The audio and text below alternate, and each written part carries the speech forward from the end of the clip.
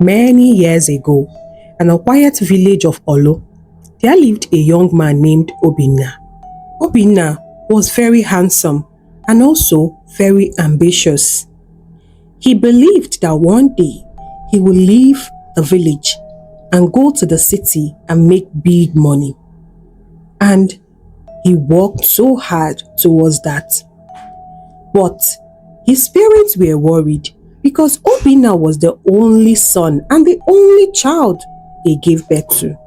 He had always discussed his plans with his parents, and they were worried for him that he would leave and not come back at the appropriate time to get married.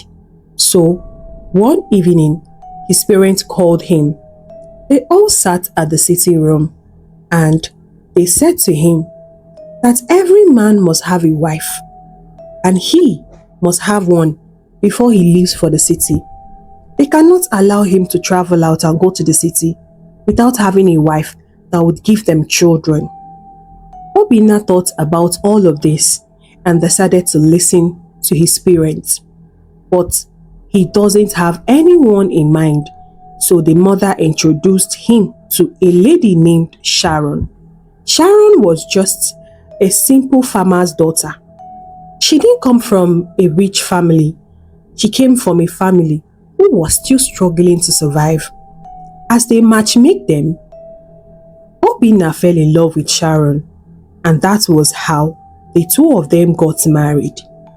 At first, things were good. Sharon cooked for Obinna, washed his clothes. She attended to all of Obinna's needs. If they are going to church, they are working together. Sharon loved Obinna too, and she respected him as her husband. Obinna was very happy and will always praise and commend Sharon. Anytime he sees her doing all the things that she's doing all alone, the house chores, the cooking, and the taking care of him, and also taking care of his parents, Obinna was so happy and he would always give gratitude to her. Sharon felt like the luckiest woman on earth just because of the way Obinna praised and pampered her. But Obinna's heart was restless. He wanted more than the life he was living in the village. He had always wanted to visit the city, hustle, make money, and bring out his family from the kind of life they were living. So he started applying for jobs. And that was how he got lucky. And one morning, he got a letter from one of the companies he applied for a job. And it turns out Obinna had been offered a job in Lagos. It was a junior office job and it promised better things.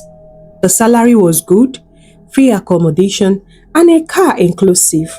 Everybody was so happy. Obinna's parents were the happiest. They rejoiced with him. Chai, finally, God have answered our prayers. The whole village will know that my son is now a city boy. Chai, God, thank you. Sharon, on the other hand, was so happy for him when she heard the news, but she was sad because she have heard stories of men who leave their wives in the village. They would travel out and forget them for years. That was her own pain. Then she approached Obinna and begged him, "My husband, please, will you forget me when you go to Lagos?" Why would you be saying such a thing? Obinna assured her that not such a thing would happen. I know what I'm saying, no. I know what I'm saying. It doesn't always end well with long distance relationship. I beg, don't do me this so. If you travel, do not forget me. Please. No, Sharon, I will not forget you. You are my wife. You will always be in my heart. Sharon believed him. Maybe he's different. And she held onto the words like a promise. Obinna then left for the city. At first, after he left, he called Sharon always. "My wife, how are you doing? Oh? How are you doing? How is Mama? How is Papa?" Sharon would always smile. We are fine, oh. My husband, I miss you so much." As 1 month passed, Sharon shared the good news that she was pregnant. Obinna was on top of the moon. Wow, finally is a very big and fast sharpshooter. After rejoicing that he would soon be a father, he continued to call Sharon always and ask after her, the pregnancy and his parents. But as 7 months passed, his calls became fewer. Sometimes 1 week would pass and Obinna would not call Sharon. Sharon would always sit waiting for the call, staring outside, waiting for her husband's call. But unfortunately, Obinna never called. Sharon became very worried. Then one day, Sharon's best friend came. Her name was Judith. Sharon told her everything she has been passing through for the past weeks. Omo, I don't know what's going on. My husband has stopped calling me. Sometimes he calls once in a week, and that one in a week that he will call me, he will be so quick to end the call. If I ask him, he will tell me that he's busy and they have been bombarding him with a lot of work. I'm so worried, Judith. It's like my fears are starting to come true. It seems like my husband wants to forget me. This is not fair. I'm even carrying his child. But Judith assured her, just keep praying, okay? Do not worry. I believe maybe because of the work that is too much, he will reach out to you. But in Lagos, Obinna's life changed completely. Their outfit to work is suits every day. He started making new friends, stupid ones for that matter, who had no value for women. By the time Obinna told them about his wife in the village, they laughed at him. Wife in the village, that one will be bullshit. They teased him, and that made Obinna to stop talking about his wife Sharon, because they mocked him for having a wife in the village when there are many city girls here, more finer, more beautiful, and who will stand up to his standard now that his level have already changed. And Obinna listened to all the rubbish that was coming out of their mouth. Then, one day, they invited Obinna to one of the parties they wanted to attend, a birthday party. When Obinna attended that party, he saw a woman opposite of Sharon's. This one was flashy, wearing beautiful wig, high heels, makeup on point, and the way she was speaking with confidence and laughing with her friends. Obinna was mesmerized. He couldn't believe what he was seeing. The lady looked like an angel. He was just staring and continued staring without stopping. Who is this beauty? And that was how Obinna approached and introduced himself. And the lady introduced herself as Beauty. Soon, they began to see each other. Obinna took her to very expensive restaurants, buy her clothes, give her money, go to club with her, living the life, wasting money, while Sharon was in the village struggling. She took care of their child alone. Sharon gave birth, and Obinna did not know about it. Sharon would still tie the baby at her back and carried firewood on her head. She would carry the baby on her back and be cooking in the kitchen, serving Obinna's parents. Sharon would tie the baby on her back and be farming on their farmland so that she would survive. Sharon was always burnt out because Obinna was no longer sending money. When Judith noticed all of this, she had to console her friend. I am sorry. This suffering is too much on you. My dear, it is too much on me. I miss my husband. But I don't know that he will change this week. Do you know that it wasn't even up to 1 year after Obinna left that he stopped communicating? Just 6 months to 7 months. He knew I was pregnant. Even now that I've given birth to our child, Obinna does not know. Whether he communicates with his mother and the mother refused to tell me, I don't know. I am just like a maid in this house. I will back this baby and I will do everything. The mother does not even assist me. Every time she's nagging up and down. And she doesn't seem to lack any money. But me, I lack money always. If I don't go to my father's farm to go and farm and go and sell in the markets, there is no way I can feed, and my child too will get enough milk for her to breastfeed. I want to keep believing that Obinna is busy, that something bad happened. I've asked the parents, they are not saying anything reasonable. I've called him, he's not picking my calls and he's not calling me back. Judith, I'm just tired. This whole suffering is too much on me. But Judith kept on encouraging her to keep holding on, that maybe God will touch Obinna's heart to come back, or better still call her. But nothing changed. Obinna was already telling lies at work. He introduced Beauty as his fiancée, the real queen. He boasted about her, and his colleagues were really happy for him because Obinna has taste. Because of the way Beauty looked, you could tell that she has class, and some of his colleagues were even jealous of him having such a woman beside him. But no one knew about Sharon in the village. No one knew about the child they had together. Obinna will manage to send one little money home just once in a month. And by the time when Sharon finally was able to get him on the phone, he would keep on nagging.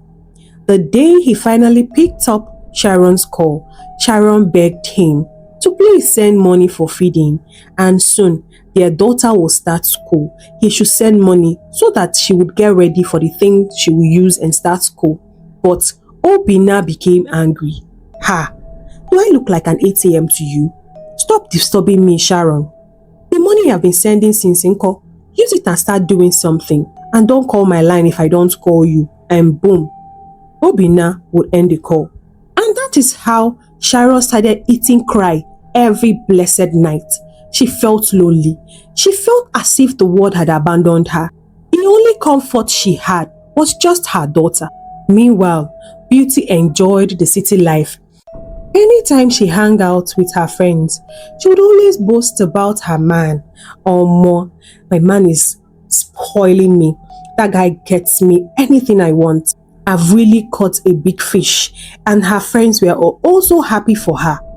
She showed them the jewelry that Obinna bought for her, very expensive, and told them that it was Obinna that rented the apartment that she's living. She kept on boasting about her man, doing this and doing that, while Sharon was in the village, suffering, wearing her old clothes, repeating it back to back, and the child who barely fits.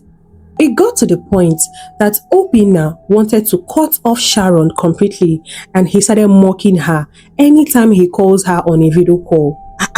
Look at you, you're a bush woman. Look at what you're wearing. Eh? Do you know how backward you look? Gosh, do you know that if you come to this city, you will embarrass me? Obinna, this is what you're telling me? First time of calling me on a video call after so long?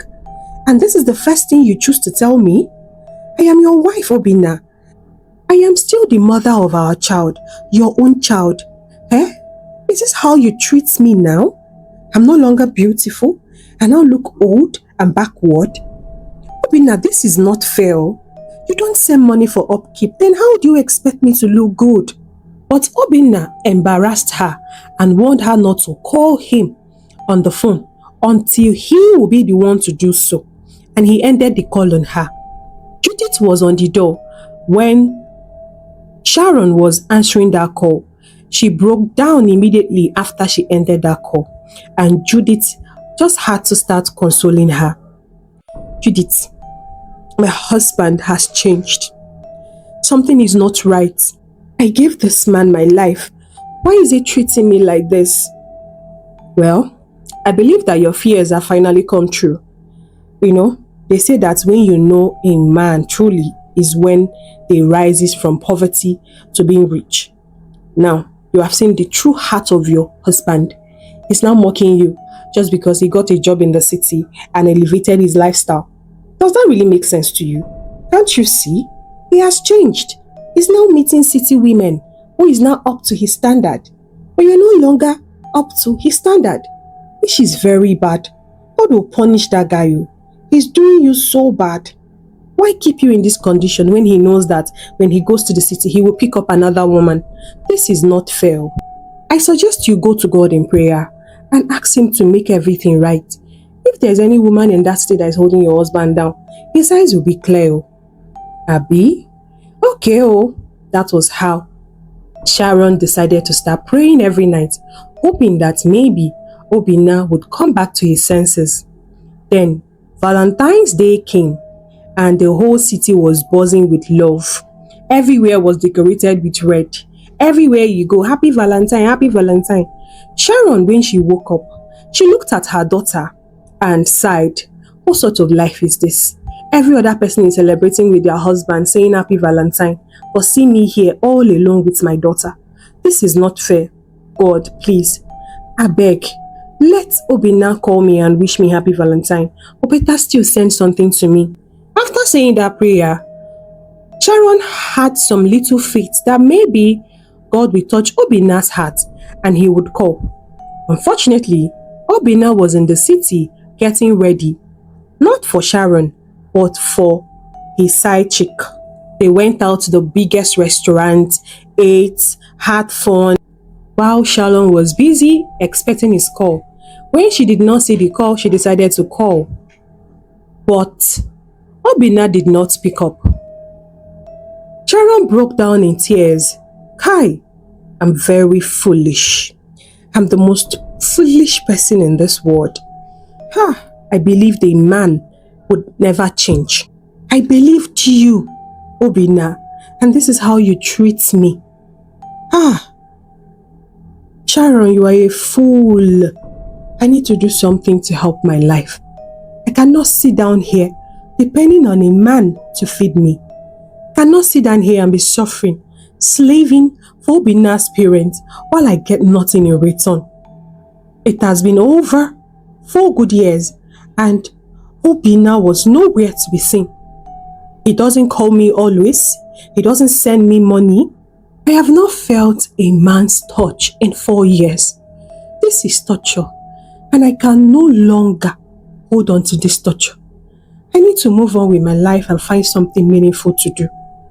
God, please, guide me on the right path. I need to start making money and leave this house, get an apartment somewhere else and move on with my life. I can never go back to my father's house. That's double suffering. I will go back there to be mocked by my sister and my brother. No, I can't do that. I need to find something tangible to do. And that was how Sharon started saving every penny she could get. Then one day, her friend Judith came with good news. Have you heard? Heard what? They said that the government, they are giving us free training on makeup, baking, what again? I think making of hair and sewing of clothes. When you go there, you apply and register. The training will last for 6 months and you will have to choose the one you have to go for. You can't go for everything. You have to choose one. And guess what, girl? It's completely free. I think this is time for us to go and learn handwork and get busy with our lives. You that is here crying over a man, you will start making money and forget about that useless man. Me, I believe you should better move on with your life and forget that you have a husband. It's been over 4 years already. I don't know if you are still depending on a man that left you and mocked you, embarrassed you on the phone. For me, I feel we should take this opportunity and better our lives. But Sharon had already made up her mind to move on with her life. That was how the two of them, after farm work, they would go and learn the free training that the government was offering at the community hall. Sharon decided to start learning how to bake cake, small chops, anything eatable. That was what she chose. And Judith decided to choose makeup. That was how the two of them got busy with their lives, learning those handwork. Meanwhile, Obinna was still busy enjoying himself. He always take Beauty to the restaurant because Beauty doesn't know how to cook. Her favorite food is fried rice and chicken with expensive wine, but she doesn't know how to turn on ordinary gas cooker. Obinna Kukuma forgot about Sharon since she doesn't even disturb him with calls anymore. Then, one day, During their meeting at the office, it was announced that they will have a dinner, and it was for senior staff, and it's compulsory that they come with their spouse. Obinna thought about it. Me, I can't take Sharon. No. She's in the village and she's far away from me, and I cannot go alone. Since Obinna's colleague already believed that Beauty was his fiancée and wife, he decided to ask Beauty if she would follow him to the party, and Beauty excitedly accepted. Wow, finally. So the whole world will know that I am your wife. Wow, I'm so happy. Thank you so much, babe. As the date of the party was arriving, Sharon was almost through with her baking class. 6 months later, Sharon and Judith finished their training and they were awarded their certificate, showing that they are professionals at what they do. They were also given grants as the best students who came out of their set. They were given grants to start their business, and that was how Sharon focused on her baking. She got a phone, started baking, posting on social media. The same thing with Judith. Judith used her face for makeup, snap with her phone and post on social media. With time, people started ordering Sharon's small chops, and also they started ordering birthday cakes from her.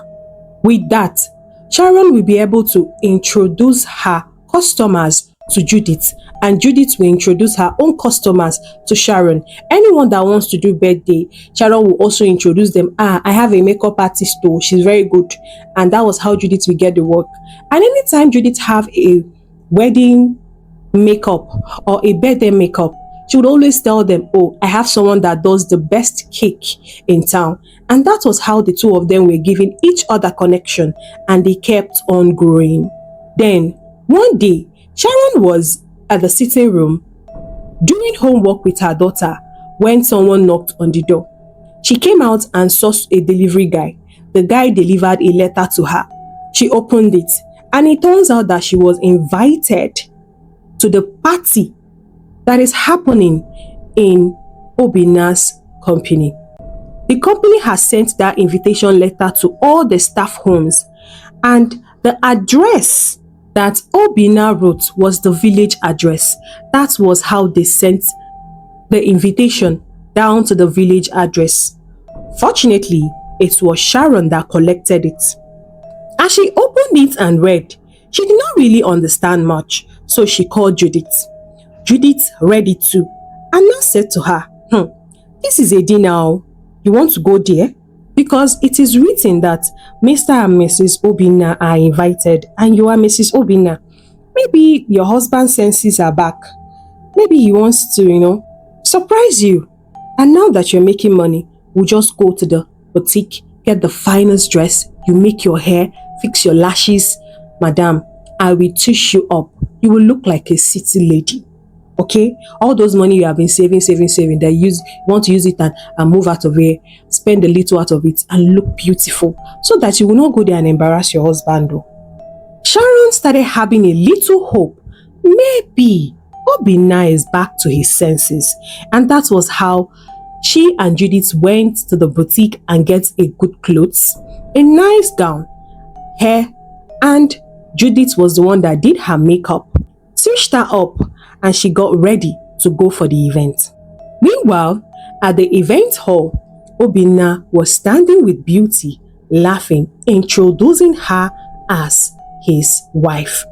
Beauty sat beside him with her red gown looking so beautiful. Meet my wife, Obinna kept on boasting, and everybody was so happy to see Obinna's wife. But as the events were going on, Sharon finally reached the event and walked inside. As she walked in, the first place her eyes sighted was where Obinna was standing. But unfortunately, he was standing beside Beauty, holding her hands, smiling closer to her and talking to her eye-to-eye contact. Since the event was strictly by invitation, one of the persons standing there asked her, Please, who invited you and who are you looking for? Sharon then shouted, my husband, Obinna. Everybody's eyes turned towards Obinna. It was then Obinna turned, and also Beauty. The two of them were standing there shocked. One of the colleagues shouted, wait though, is this Obinna's real wife? The village woman he told us some months, years ago? Obinna's face turned pale immediately. Sharon could not hold her tears. She walked closer. Obinna, so this is it. This is the Valentine you calling me to tell me congratulations and thank you for giving birth to our beautiful daughter here. I received an invitation to come here as your wife. I had this hope that maybe you have changed, you have come back to your senses, only for me to come here and you are standing with another woman and you are even introducing her as your wife? Obinna's boss came closer and then questioned Sharon. Who are you and why are you disturbing us? I am Obinna's wife, the woman he mocked, the mother of his child. Obinna's boss were really angry. Wait, Obinna, did you lie to the company? Wait, you mocked your wife for a city girl? What kind of man are you? Obinna, can you defend yourself? Is this true? You abandoned your family in the village and paraded another woman as your wife? Obinna started sweating so badly, even when the whole hall is filled with AC. Sir, no, I can explain. See, sir, it's not what it looks like. I did not mock her. It's because she's far. She's in the village. That is why I decided to bring my close friend here. Sir, please, I do not mean any disrespect. I promise you. Your friend. And because I was in the village. Interesting. Obinna, interesting. So this is your excuse for embarrassing me here. For making me invisible in front of your whole colleague. I don't exist. This woman replaced me. That is so bad of you. You married me traditionally in the village. I gave birth to a child for you. A child you don't even know. A child I have not seen her father even for the first time. A child you abandoned in the village with me. I am the one taking care of her. Your parents? Oh, I don't even want to go there. They also stopped giving me attention. Anything I do in the house I do, that one does not concern them. I don't know what you told them, but I'm practically their maid in that house. I've asked your mother severally about you. She kept on giving me all the lies in this world. If you know you do not want me anymore, you would have come back and my father will return the bride price that you paid and I will move on with my life. You kept my life stagnant in the village. While you are here enjoying your life, Obinna, you are wicked. Everyone here needs to know the kind of man you are. Obinna tried to speak, but no words came out. He tried to beg, but he couldn't even find the right words. He was really messed up, right in front of his boss. And the man could no longer tolerate the embarrassment. That was his party's event, and if anything goes wrong, all the investors might pull back. So he had to make a very big decision. The man stood and turned that towards Obinna. Obinna, you lied to me, you lied to the whole staff, you disgraced yourself. And the ugly part is that you did not forget to disgrace your own wife. Now, my own company, never. I cannot allow you to pull my company down because of a scandal. As if Obinna knew what was coming next, he started begging, Sir, please, let me explain. I swear, it's not that. But the boss raised his hand. There is no need to explain. From today, you are fired. Pack your things. Leave my companies immediately. The security men will escort you to your apartment, help you pack your things, drop the car keys. Everything that belongs to you should be moved immediately. Do not wait for 24 hours. I mean now. Obinna begged, but the boss was not even looking his face. He then turned towards Beauty, babe, my queen, you will stand by me, right? This is because of you. But Beauty denied him. Me, your queen, for where? I cannot be rolling with a poor man. Oh. You are now poor. You are now useless. You have nothing to give me and nothing to offer me. Then why should I be with you? Beauty, after all I did for you, I beg you, go back to your bush wife. As for me, I don't eat with failures. Beauty walked out of the party. Obinna was extorted out. He was really humiliated. While Sharon could not stay any longer, she turned and walked out of the hall with her dignity intact. She took the next bus and returned to the village immediately. As he got home, it was Judith that welcomed her. She told Judith everything that happened. So, Obinna decided to disgrace me before the world. But no problem. I will not stay with such a man. I will live my life. Judith, I will need to move on with my child. I can never stay with such betrayal. Judith supported her. Sharon then suggested that the two of them put money together and rent an apartment so that she can quickly move out before Obinna returns back. Judith agreed, and they did not waste time. The next day, they went in search of a house with one of the agents. Fortunately, they were able to get 2-bedroom flat apartments that looked nice, and it was also affordable for them to combine money and rent it out. They didn't even waste time. They paid for that apartment, and that was how Sharon moved out of Obinna's house. Meanwhile, Obinna stayed in the city, trying to figure out what he can be able to do. Maybe get another job or do something tangible before he would come back to the village and see his parents. Or better still, come and beg Sharon. But his stay there was fruitless.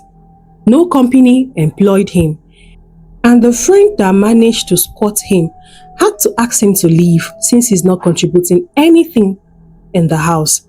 And that was how Obinna had no choice than to come back to the village. When he came back, his parents told him the bad news that Sharon had already moved out of the house with his daughter and they no longer stayed there. Obinna then went in search of Sharon. Fortunately, with 1 or 2 connections, he was able to find out where Sharon stays. He went to beg her.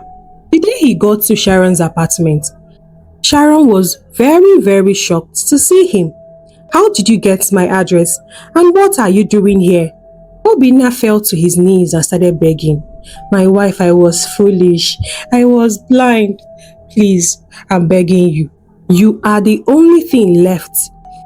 It's only you and our daughter that I have now. I beg. I promise to make it right by you. Sharon, please forgive me. Please, just give me one more chance. Please, I beg you. One more chance only. Chai, it's so unfortunate that I won't even give you 1 minute chance. Obinna, you mocked me. You mocked our child. You mocked our love. Now look at you. Back to square one. Your crocodile tears is not going to do anything. I'm sorry, Obinna. This is our child. You can see her there. She doesn't even know you. But if you want to be in her life, you are free. That is the only thing I can grant you, being in the life of your own child, because she needs her father.